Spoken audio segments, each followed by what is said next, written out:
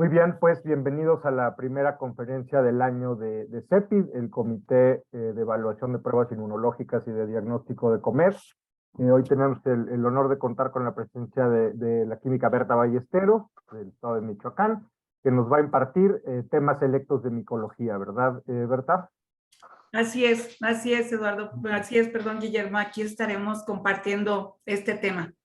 Dame un segundo, Berta, te estoy habilitando ahora. Si quieres compartir pantalla, ya estás habilitada. Ya, perfecto. Entonces, ¿Me puedo decir una palabra, Berta? ¿perdón? ¿Puedo decir una palabra? Adelante, claro. Compañeros y amigos, la química Berta Ballesteros es una especialista en microbiología y ella animosamente nos va a dar ese tema que domina muy bien. Ella es muy reconocida en el área de expertos microbiológicos que hay en el país y le agradezco mucho que se haya tomado la molestia de preparar esta práctica. Gracias, Berta. Seguramente nos va a ser mucha utilidad. Gracias. Gracias, con mucho gusto para todos, amigos.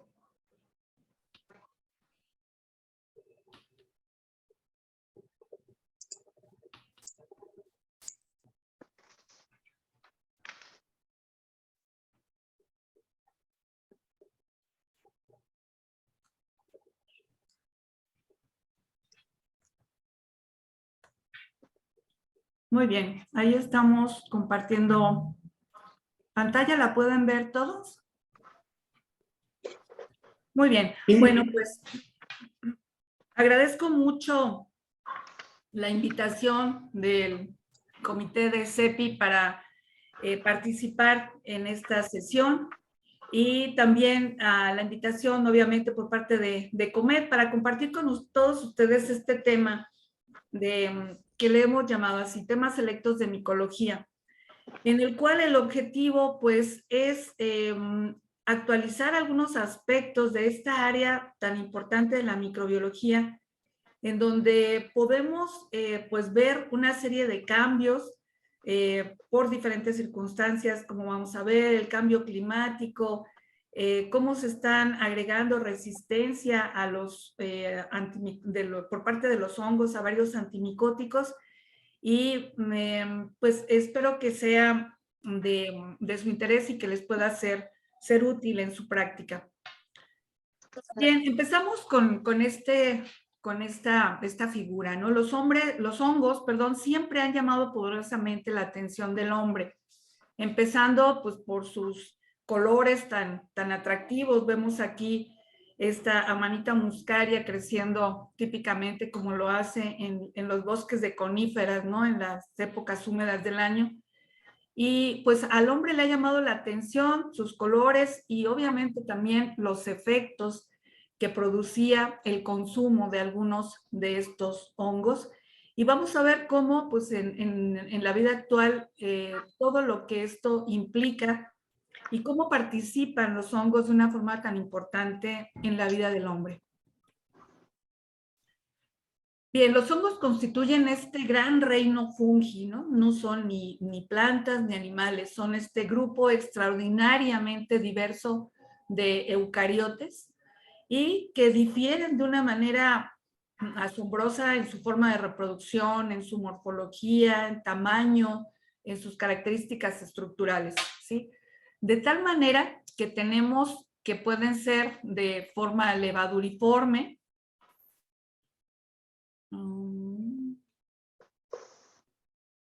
Aquí los tenemos. ¿Cómo pueden adoptar esta forma levaduriforme, esta forma filamentosa? Por su tamaño pueden ser micromicetos o macromicetos. En el caso, de hecho, de las setas, vemos como el micelio, propiamente el hongo, es lo que está debajo de la tierra, y el cuerpo fructífero, que es lo que vemos, pues realmente es, pues eso, el cuerpo fructífero, pero propiamente el hongo está por debajo de la tierra. Estos hongos micromicetos, pues los vemos aquí con una morfología muy característica, en este caso hongos del género Aspergillus. Así es como nosotros podemos ver pues el desarrollo de muchos de estos hongos en los medios de cultivo, el medio de Saburó, el medio de Agar papa dextrosa, diferentes medios que tenemos en micología para cultivarlos. Incluso en esta morfología tan diferente, no solo levaduriforme, sino filamentosa, también tenemos incluso hongos que pueden adoptar formas como amibas, de tal manera que tenemos, por ejemplo, aquí a los Critidiomicetos, que son hongos que viven en el agua y que pueden tener incluso esta forma más parecida, digamos, a amibas.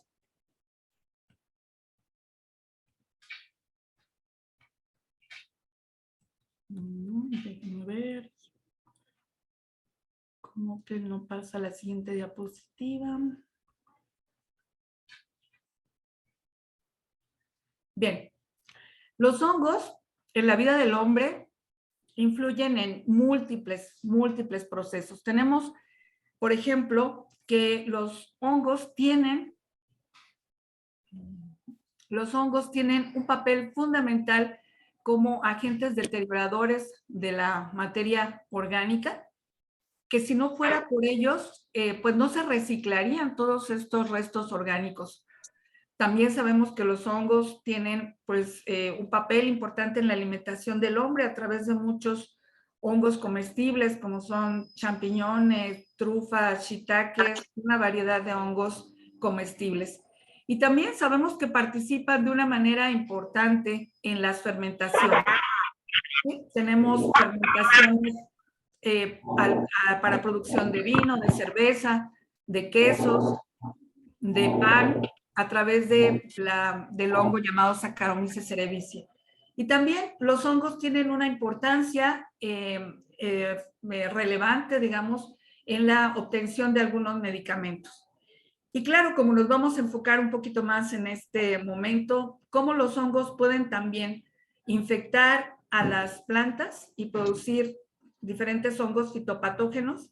Estas plagas en los hongos, aquí tenemos la plaga llamada cenicilla, que le da, por ejemplo, a la papa, en donde parece como si estuviera cubierto de ceniza tal cual, y todo lo que esto implica. También en medicina veterinaria los hongos tienen un papel patógeno relevante y desde luego también en el caso de del hombre, la medicina, en la cual también vemos cómo hay un papel importante causando enfermedad. Bien. Tenemos ahora los aspectos benéficos de alguna manera de cómo estas formas saprófitas desempeñan un papel importante en muchas transformaciones cíclicas de la materia orgánica. Como ya decíamos, a través de levaduras y de mohos en las fermentaciones industriales para producción de alimentos.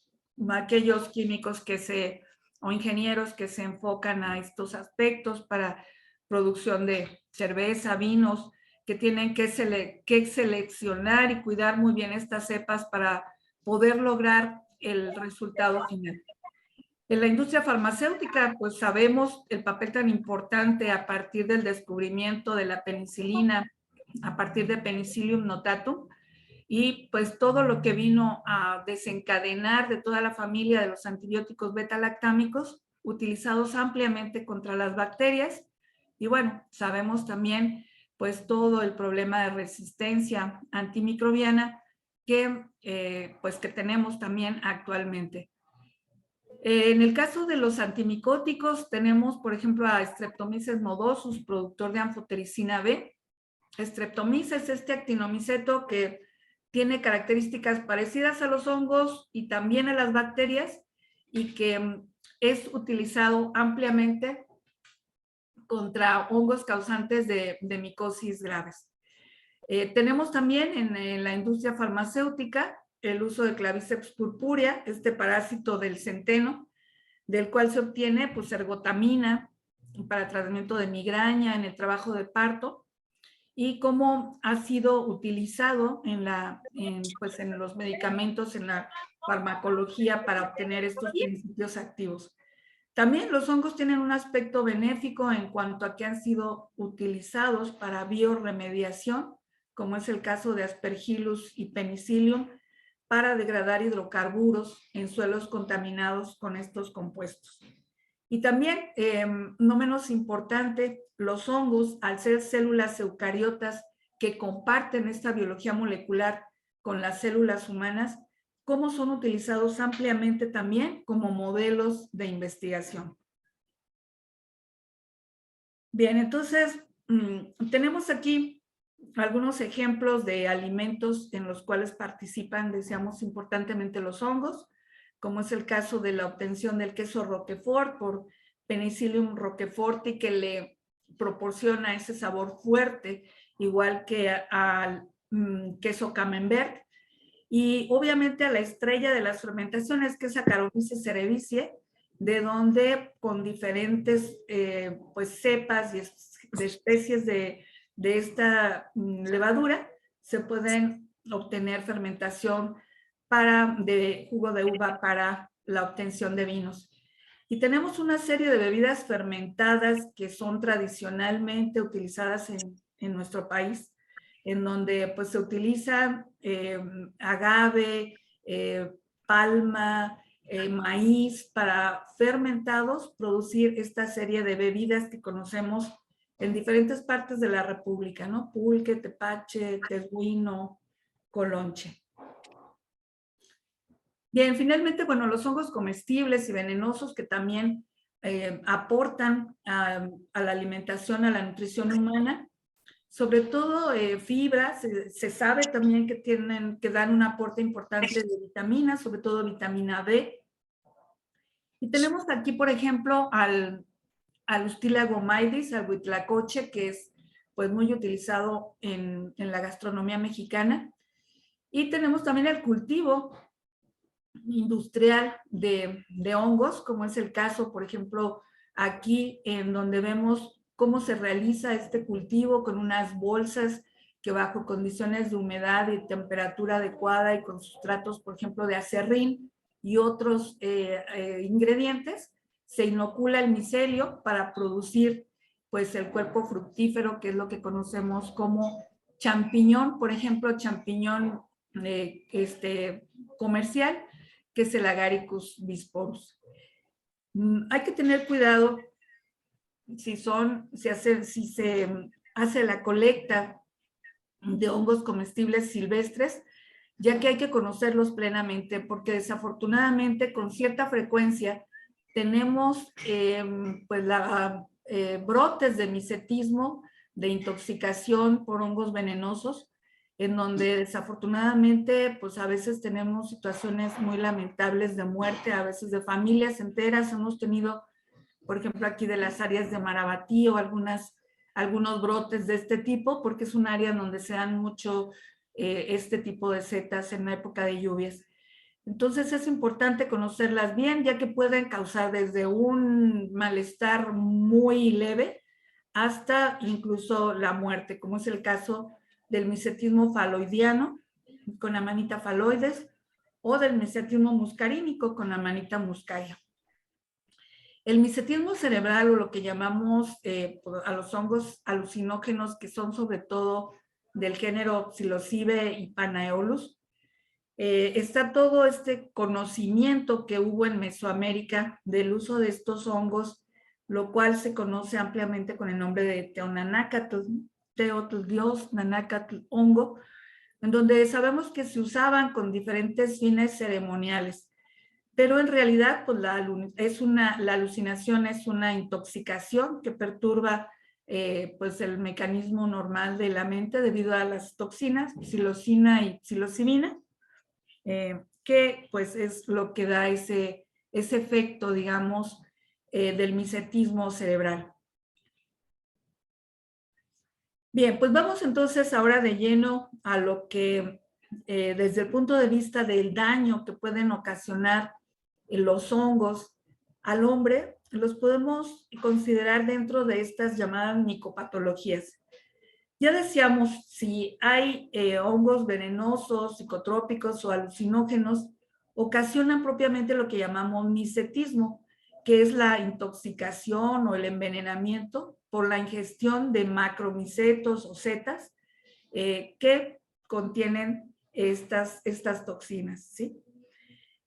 A diferencia de la micotoxicosis, en la cual la ingestión de las micotoxinas se lleva a cabo por la ingestión de cereales de maíz, de cacahuate, que ha sido almacenado, mijo, en fin, otros cereales que han sido almacenados en condiciones de humedad y donde los hongos, por ejemplo, del género Aspergillus, que son de los primeros que se descubrieron, de ahí su nombre de aflatoxinas, pues pueden conferir o pueden estar presentes estas micotoxinas en los alimentos de consumo humano como tortillas, mazapanes, la carne, la leche, porque son alimentados con estos cereales las aves o el ganado bovino, y entonces puede haber una acumulación tóxica de estas micotoxinas.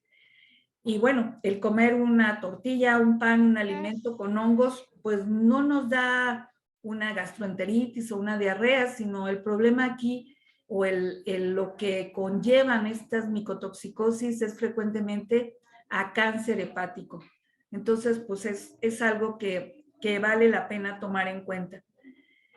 En fin, también en cuanto a alergias, los hongos son alergénicos y diferentes especies están bien documentadas que pueden causar problemas de alergia por la inhalación de las esporas. Y las micosis. Las micosis son las enfermedades que los hongos producen en el hombre y que tradicionalmente, como ya invadiendo, digamos, al organismo, se conocen así como micosis. Bueno, creo que todos recordamos allá de nuestras clases básicas de micología, ¿no? La clasificación clínica de la micosis. Es decir, de acuerdo al sitio donde causan enfermedad, pues tenemos micosis superficiales que afectan sobre todo aquello que tenga queratina en la piel, en el pelo, las uñas.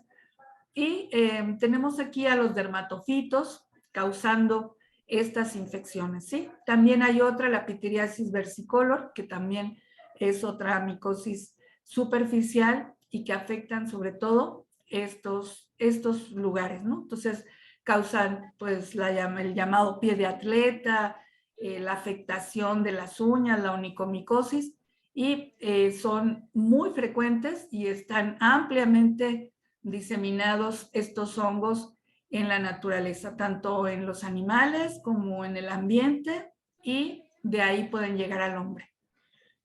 Enseguida tenemos a las micosis subcutáneas, cuando ya no solamente se afectan las partes más superficiales, sino ya se afecta el tejido celular subcutáneo. Y aquí tenemos a la esporotricosis y al micetoma como las más frecuentes. Vamos precisamente a revisar un caso de esporotricosis para ver la importancia de poder hacer pues un diagnóstico correcto y oportuno de estas micosis.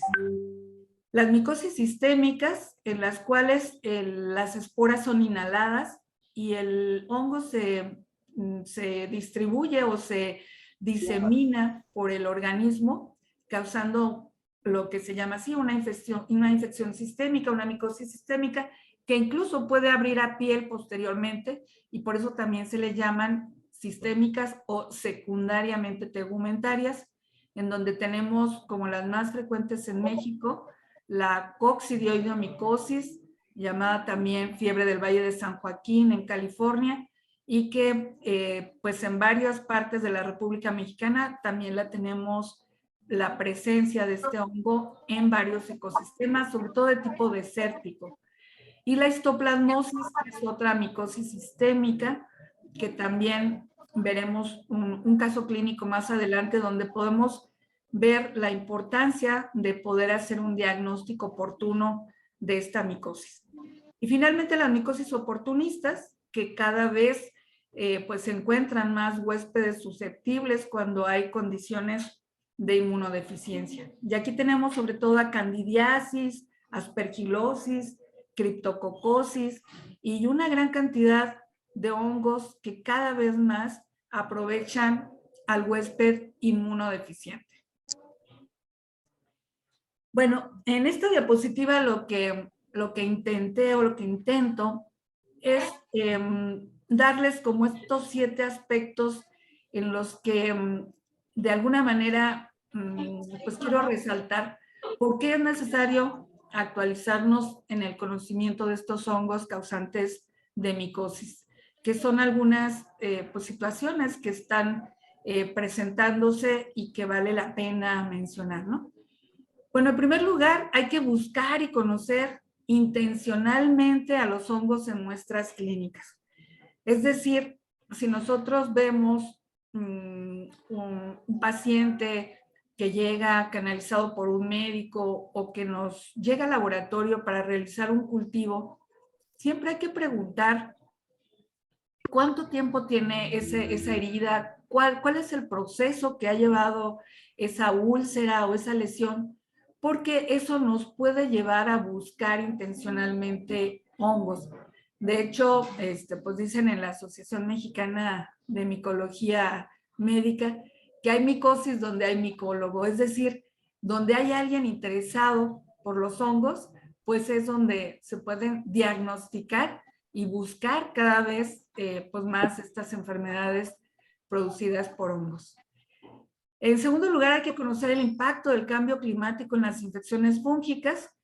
Definitivamente, el cambio climático afecta a todos los seres vivos que vivimos sobre la Tierra, hombres, animales, plantas, y los hongos, pues como microorganismos, también tienen un impacto, dado que los hongos tienen un papel muy importante en los ecosistemas. Entonces, vale la pena, y lo vamos a ver en un libro que escribieron aquí varios micólogos de México, en un libro muy interesante que habla precisamente de todo este fenómeno del cambio climático y la repercusión en las infecciones por hongos. También resulta que yo he dado esta clase de micología durante muchos años, 25 años aquí en la Universidad Michoacana, y con mucha frecuencia me he encontrado con que muchos químicos tienen cierto temor a cultivar hongos por el temor a contagiarse. Y efectivamente, hay que tener ciertas medidas de seguridad porque están bien documentados algunos brotes de esporotricosis, de histoplasmosis, de coccidioidomicosis adquiridas en el laboratorio. Pero es cuestión, pues, de tener todas las medidas de seguridad, de seguir buenas prácticas de laboratorio, contar con una campana de bioseguridad, como lo marca la norma 007, que rige a los laboratorios clínicos, para poder pues manejar de forma segura un cultivo en donde buscamos hongos, ¿sí? 4. Cada vez existe un mayor número de huéspedes susceptibles en condiciones de oportunismo. Pacientes con trasplantes, pacientes VIH positivos, que están bajo quimioterapia, etcétera. Entonces, los hongos aprovechan esa oportunidad para causar diferentes enfermedades, y por eso es importante que cada vez más pues conozcamos más y estemos más al tanto de muchos cambios y de muchos hongos que cada vez más van siendo patógenos en el humano. Y esto me lleva al punto 5, precisamente el uso y el abuso de esteroides en el tratamiento de COVID durante la pandemia, pues que llevó a numerosos casos de mucormicosis. Este hongo llamado hongo negro, ¿no? Que siempre ha estado, es un hongo ambiental, pero que encontró las condiciones de oportunismo para causar mucormicosis en pacientes que recibieron esteroides. La mucormicosis sabemos que ha sido un hongo oportunista, sobre todo en pacientes diabéticos descompensados, pero en esta ocasión el aumento realmente fue muy, muy llamativo de estos casos de mucormicosis, que es una micosis grave que si no se trata rápidamente, pues tiene un desenlace fatal. 6, algo muy importante, el aumento de la incidencia de candidiasis invasiva y resistencia a antimicóticos. Debido al uso también y abuso de antibióticos, y ahora a propósito de COVID, que se pues se utilizaron los antibióticos porque eran necesarios o por lo que sea cada vez más, resulta que se combaten infecciones bacterianas, pero después los hongos vienen a infectar a los pacientes y puede haber desarrollo de fungemias, de candidiasis graves. De hecho, se sabe que la candidiasis invasiva pues es la infección fúngica más frecuente, más grave en nuestro medio, debido a que muchas veces es un patógeno posterior a un paciente que ha sido multitratado con antibióticos. Y además vemos que cada vez más hay resistencia también a los antimicóticos que pues que se ha desarrollado, que hemos desarrollado como armas para combatir estas infecciones. También se sabe que el uso de fungicidas en el campo ha propiciado la resistencia, sobre todo de hongos del género Aspergillus.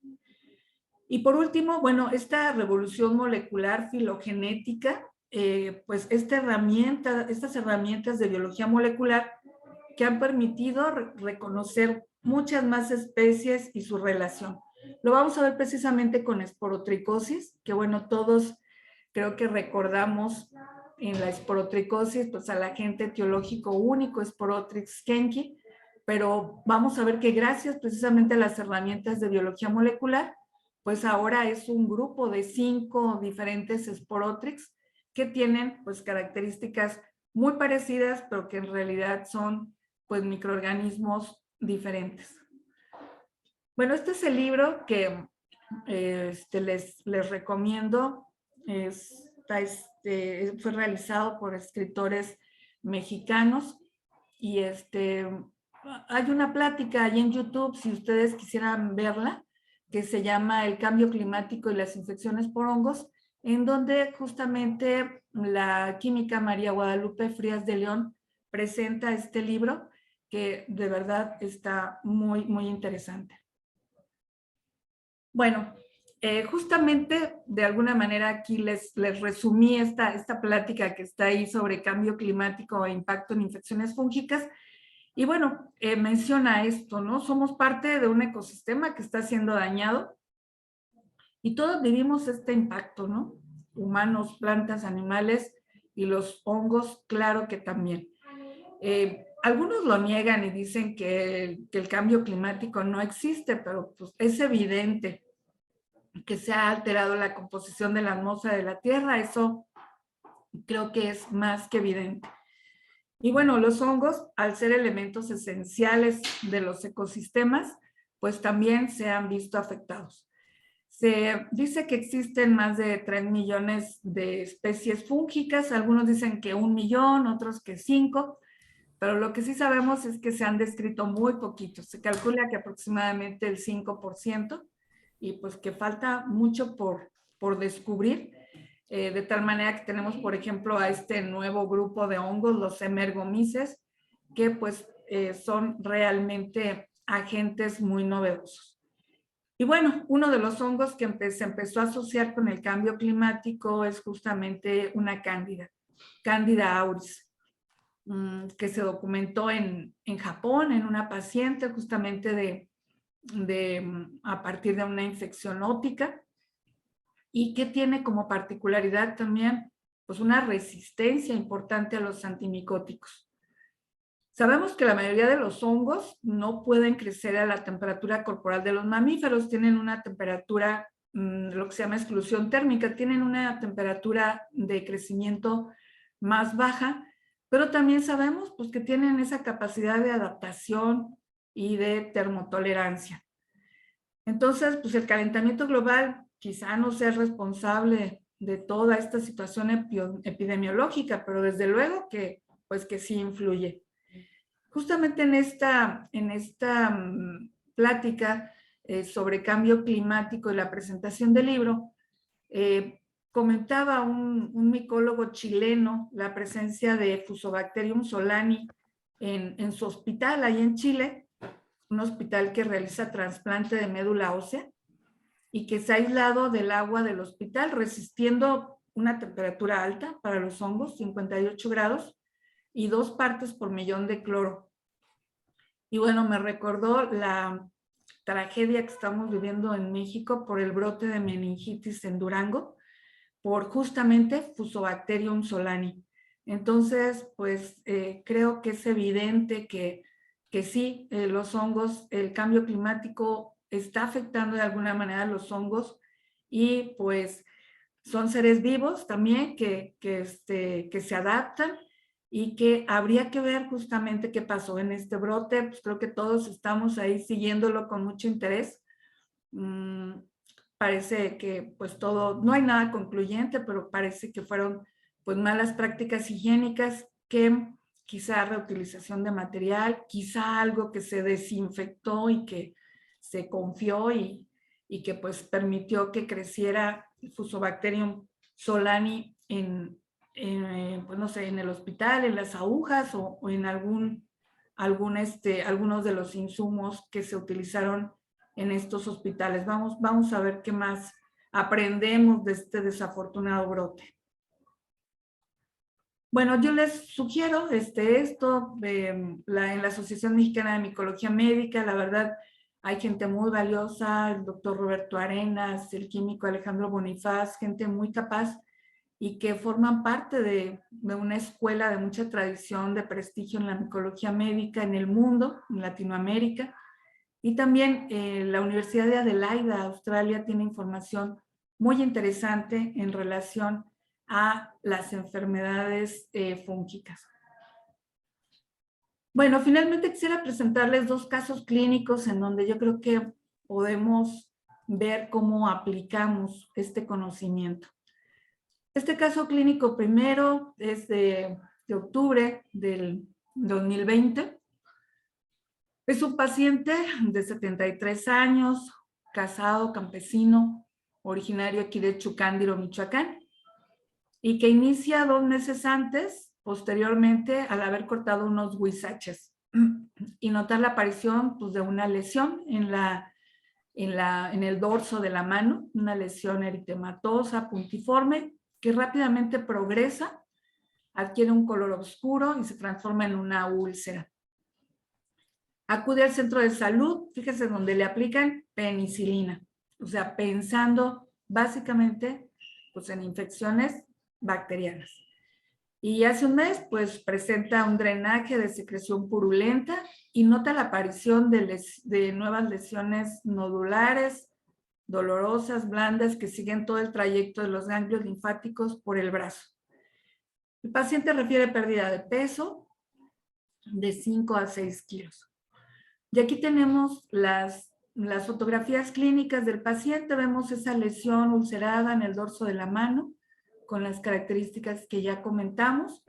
Y si se fijan en el brazo, cómo sigue el trayecto de los ganglios linfáticos y en donde hay unas lesiones que aparecen drenando un material pues purulento y con esa inflamación del trayecto de los ganglios linfáticos. Se toma muestra por punción de una de las lesiones que observábamos ahorita y del antebrazo para cultivo de bacterias y hongos y recibe tratamiento con itraconazol durante 2 semanas. El paciente regresa al final del mes y la evolución es favorable. Hay una clara mejoría de la lesión inicial y se reporta el desarrollo de Sporotrix kenki. Se da tratamiento con itraconazol y se hace un monitoreo de las enzimas hepáticas porque sabemos que los azoles tienen cierta hepatotoxicidad y hay que monitorear durante el tratamiento cómo van las enzimas hepáticas. La evolución finalmente, ahorita les voy a mostrar, es favorable, las lesiones totalmente cicatrizadas. Bueno, agradecemos al doctor Luis Cárdenas Bravo, él es internista, infectólogo, es mi esposo, sí, entonces por la información clínica y por las fotografías. Aquí tenemos el cultivo. El cultivo, todos los que hemos cultivado Sporotrix kenki, Sabemos que crece rápidamente con una colonia blanca, plegada, membranosa, y que después se torna oscura como a los 15 días. Y aquí tenemos la observación microscópica del cultivo. Unas hifas muy finas y unos conidios ovoides simpodiales, o sea, uno enfrente de otro, dando como el aspecto de una flor o de una margarita. Estas son las fotos de la evolución del paciente, donde vemos cómo cerró la úlcera y cómo desaparecieron también las lesiones ahí del brazo que seguían ese trayecto de los ganglios linfáticos del brazo. Así pues sabemos que Sporotrix es esa micosis endémica en la República Mexicana, la más frecuente, conjuntamente con el micetoma, sobre todo en los estados del centro de la República. Y es muy típica de personas que tienen contacto con zacate, campesinos, como era este caso, carpinteros, jardineros, alfareros, por ejemplo, que empacan la loza con zacate, niños al jugar entre ramas, por ejemplo, camelinas, rosales, en fin.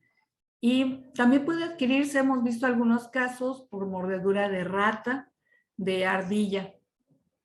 Actualmente también los gatos está viéndose un incremento muy grande, sobre todo por Sporotrix brasiliensis, en gatos. En Brasil es impresionante el número el incremento que ha habido de esporotricosis, porque el arañazo o mordidas de gatos pueden transmitir esta micosis. ¿Por qué? Bueno, pues porque, por ejemplo, ratas, ardillas pueden alimentarse de vegetales y estos tenerlos en los colmillos o en los dientes y de esa manera inocular al hongo cuando muerden o cuando agreden a una persona. Bien, entonces, precisamente por todo este estudio filogenético con la ayuda de biología molecular, sabemos hoy que Sporotrix skenki no es el único agente etiológico, sino que es un complejo en donde pues está Sporotrix brasiliensis, globosa, el propiamente Sporotrix skenki y una especie también mexicana de Sporotrix. Las formas clínicas más frecuentes son la linfangítica, que vimos ahorita, y la fija, cuando es una lesión única en la cara, sobre todo en los niños. Pero también puede haber esporotricosis pulmonar y diseminada, sobre todo en pacientes con inmunodeficiencia. Y es importante en el diagnóstico diferencial, sobre todo de este síndrome linfocutáneo, pues considerar tuberculosis, otras micobacteriosis, nocardia, coccidioidomicosis, tularemia, blastomicosis. Porque también, desafortunadamente, cuando no se identifica y se diagnostica a tiempo, se puede confundir con algo maligno y esto incluso ha concluido con amputaciones de brazos, de piernas, debido a que no hubo un diagnóstico acertado. Y realmente el diagnóstico se puede establecer rápidamente por cultivo, pero hay que sospecharlo y hay que buscarlo. Y también por el estudio histopatológico, ahí se puede documentar el diagnóstico. Responde muy bien al itraconazol e incluso a otro medicamento que es el yoduro de potasio. Bueno, tenemos este otro caso clínico de micosis.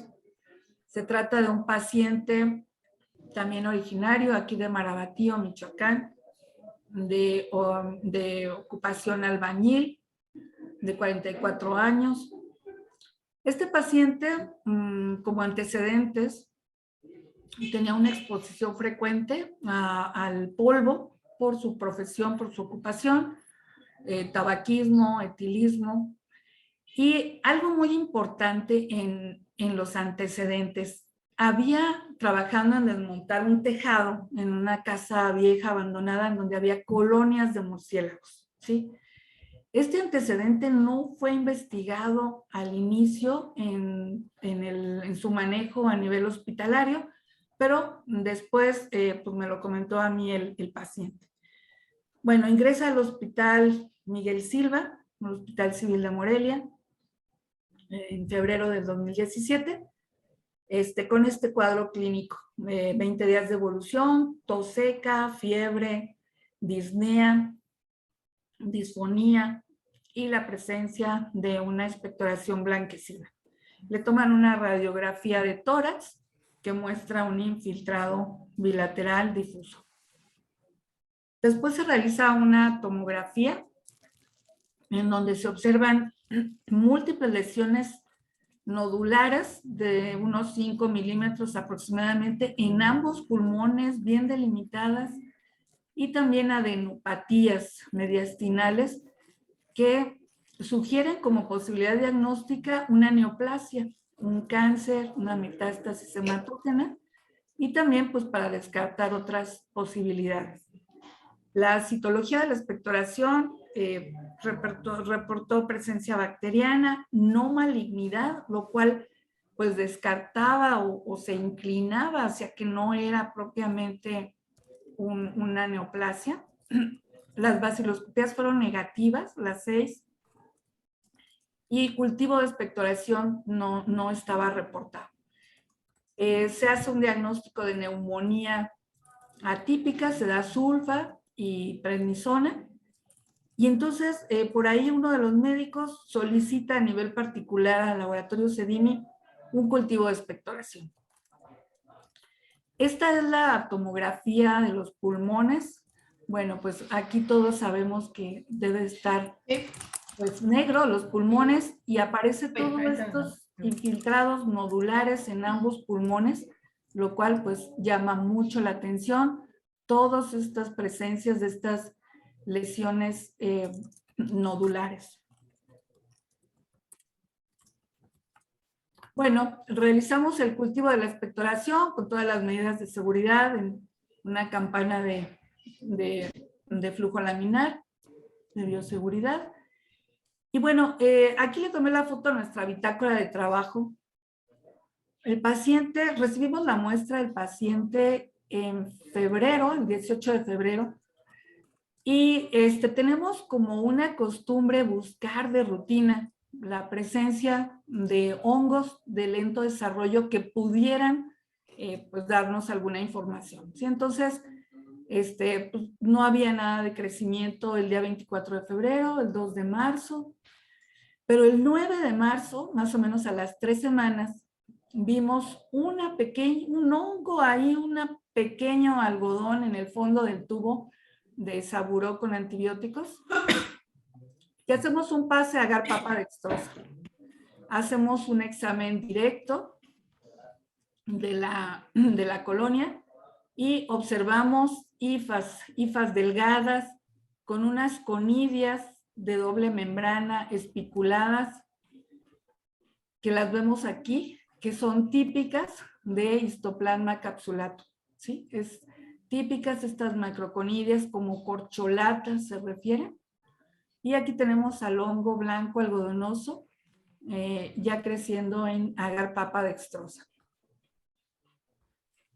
Bien, informamos al paciente del resultado, le llamamos por teléfono para que viniera a recoger el resultado y nos comunicamos con los médicos tratantes del Hospital Civil para informarles pues, del resultado del cultivo.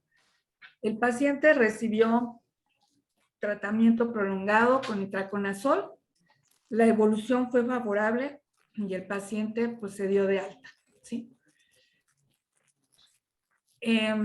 Histoplasma es una micosis que está frecuentemente en el suelo de lugares donde hay excremento de aves, sobre todo de murciélagos, que recuerdan que fue el antecedente que posteriormente comentó esta persona, este paciente. Es producido por este hongo, es causado por este hongo llamado histoplasma capsulatum. Con mucha frecuencia la enfermedad es asintomática, pero cuando hay síntomas, pues se presenta esto que vimos como fiebre, cefalea, tos, cansancio. Y esto hace que se pueda confundir incluso con fiebre tifoidea en la fase aguda, por la fiebre y la cefalea. Y puede haber formas crónicas en donde se puede confundir con tuberculosis, ¿sí? La enfermedad grave se presenta en un porcentaje de pacientes, como fue este caso, ¿sí? Pero sobre todo con más frecuencia en pacientes pues con algún grado de inmunodeficiencia, VIH. Tuvimos también otro paciente VIH positivo que lo aislamos del hemocultivo.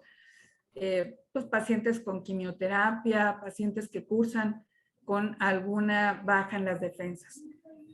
La enfermedad, de no ser diagnosticada, puede evolucionar a ser mortal, ¿sí? Y el diagnóstico de laboratorio es difícil, es una de las micosis que cuesta más trabajo diagnosticar por el cultivo.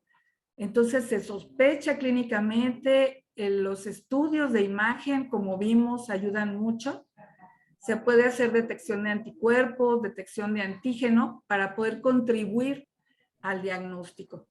Creo que aquí es muy importante ver cómo hacer este equipo, esta comunicación con los clínicos es de verdad muy productiva, porque podemos llegar a hacer un muy buen equipo en el cual nosotros desde el laboratorio, los médicos con todo su conocimiento clínico, poder llegar a un diagnóstico adecuado, temprano, para poder dar un tratamiento con oportunidad. En este caso, el tratamiento es anfotericina B y itraconazol. El paciente recibió itraconazol en este caso, como les decía.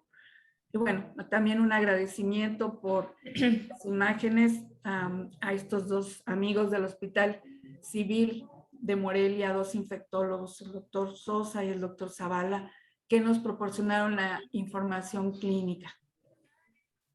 Pues bien, con esto...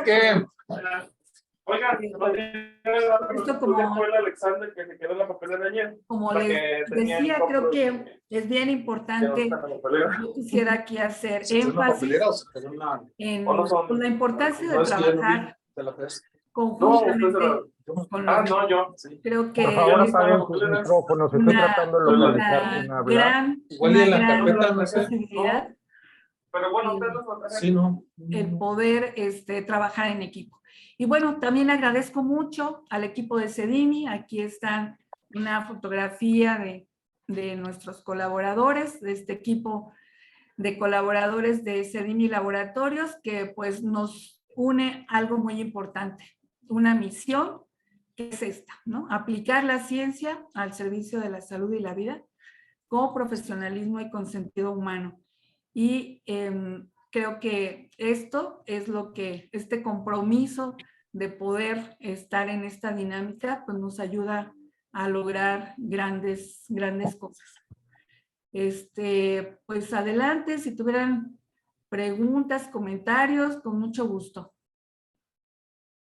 Muchísimas gracias, Berta. Apreciamos muchísimo que compartas todo este conocimiento y pues efectivamente háganme saber, por favor, quién desea hacer alguna pregunta o comentario.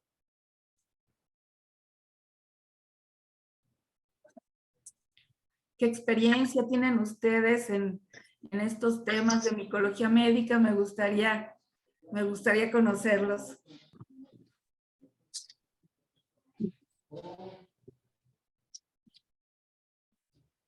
Pues mira, Berta, nosotros en microbiología sabemos que la micología es un patito negro, porque casi nadie le quiere entrar, y obviamente va a depender de la región del país donde te encuentres.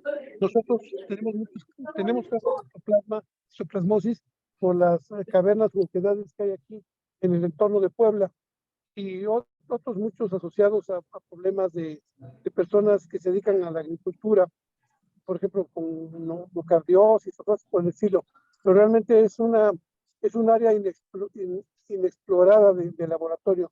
Te agradezco mucho tu participación porque nos motiva a hacer las cosas que aún el clínico no nos pide. Muchas gracias, Berta.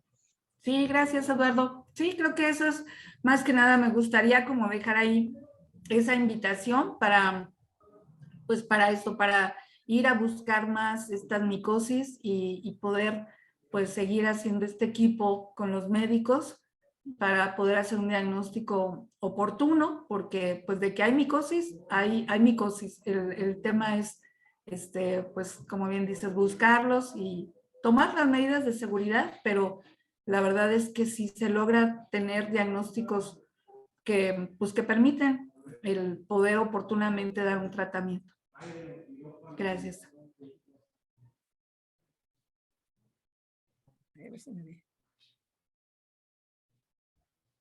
Gracias, Berta. Gracias, Lalo. ¿Algún otro comentario? Sí, Hay yo, a ver, adelante, Graciela, por favor. Bertita, qué gran plática. Muchas gracias. De verdad, muy interesante, sobre todo que nos estás hablando de prácticamente como si viéramos algo emergente, ¿verdad? De los nuevos hongos emergentes. Muchas gracias. Muy ilustrativa tu plática. Te felicito. Soy una apasionada de la micología también. Gracias, Chela. Gracias. Qué gusto. Ya somos más en el equipo, de verdad. Exacto. Exacto. Y Apasionante. podemos compartir láminas cuando tengamos dudas. Claro. Muchas gracias. Hay una Gracias. pregunta en el chat, Berta, de Ajargel Rodríguez. Dice, hola, buenos días. Una duda con respecto a lo del cambio climático y los hongos, ¿qué tan rápido se pueden adaptar los hongos a un cambio climático y temperaturas elevadas? Sí, les comento que justamente en este tema y en esta plática que hemos tenido ahí con la Asociación Mexicana de Micología Médica, pues sabemos que todos estos cambios están afectando. Simplemente yo me pregunto, ¿no? ¿Qué pasa con este Fusobacterium solani que aparece en Chile con este patrón y que aquí lo tenemos también bajo la mira, con la lupa, para ver cómo suceden las cosas ahí en Durango? Pero definitivamente sí es un hecho que los hongos están cambiando dado este cambio climático, aunque también se menciona, bueno, en esta capacidad de adaptación de los hongos se adaptarán o podremos usar también a los hongos en un momento dado a nuestro favor, digamos, ¿sí? Son preguntas interesantes, pero lo que sí es un hecho es que, por ejemplo, pues este hongo que nos trae también preocupados, Candida auris, es un hongo que se asocia al cambio climático. Entonces, estamos viendo surgir lo que son enfermedades emergentes y reemergentes que muy probablemente están asociadas al cambio climático. Entonces, pues creo que hay que estar alertas para detectarlos, para identificarlos, diagnosticarlos y poder pues tratarlos adecuadamente, porque por ejemplo Candida auris pues tiene un patrón de resistencia realmente preocupante y es necesario identificarlo. Entonces, sí, totalmente, hay que estar ahí alertas ante esta situación.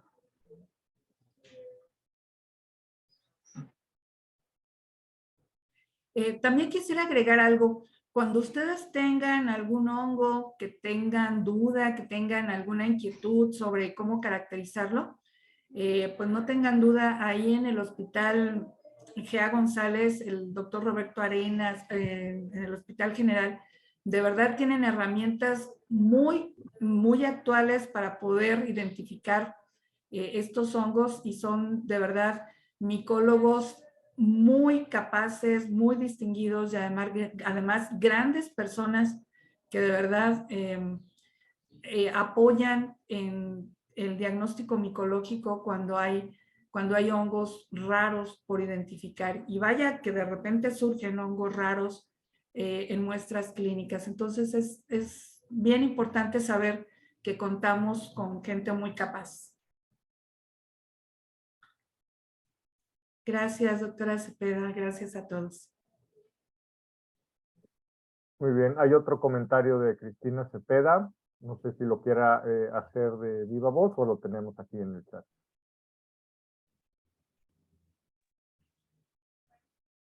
Gracias, muy buenos días, casi tarde.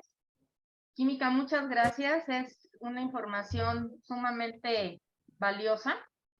Es un mundo inmenso por explorar, queda tantísimo por investigar y tantas aplicaciones que se pueden llevar a cabo.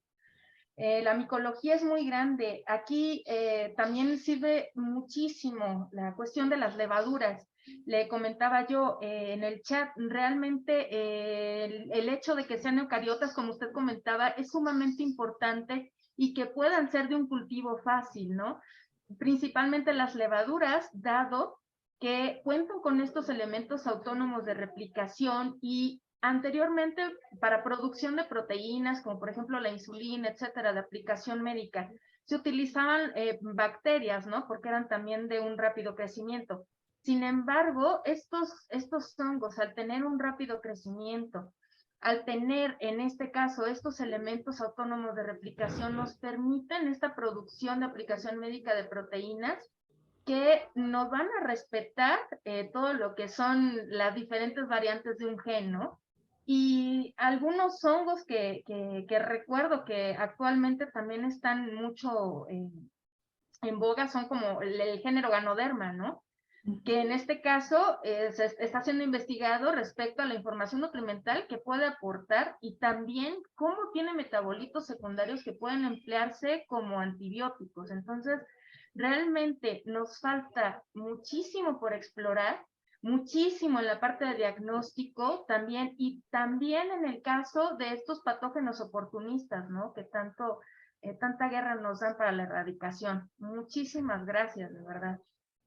Gracias, doctora, con mucho gusto. Sí, efectivamente el género Ganoderma es un género muy interesante y hay, como bien decimos, ¿no? El reino fungi es maravilloso, amplísimo y todo un reto para estudiar y conocer. Muchas gracias, doctora. Gracias. No, gracias a usted, Mónica.